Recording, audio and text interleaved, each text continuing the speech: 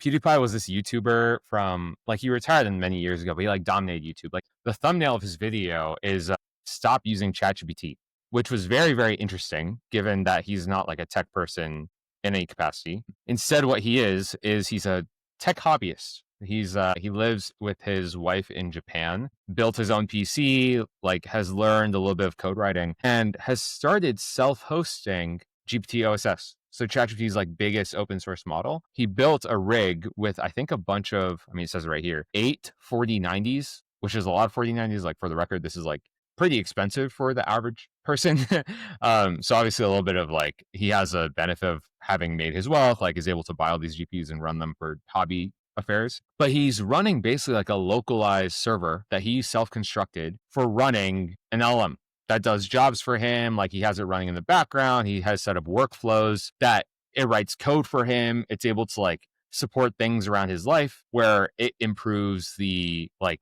application that his like ChatGPT proxy, it writes its own code for the ChatGPT proxy. He has memory for deep research against like Google.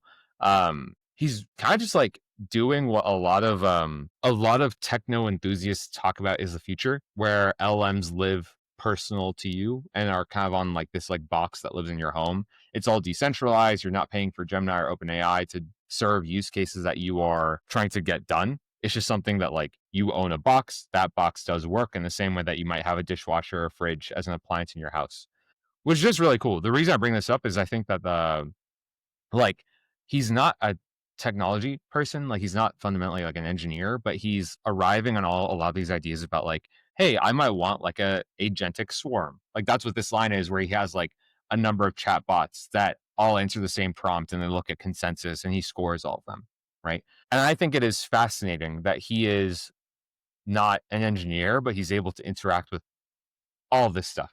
And the reason I raise it up is, I mean, on the other side of talking about like the vibe coding and the vibe hacking and the vulnerability conversation, we've never been at a time where this has been more accessible to someone who is not technical. Like, yes, he paid for some pretty expensive GPUs. Yes, he had to figure out how to assemble them.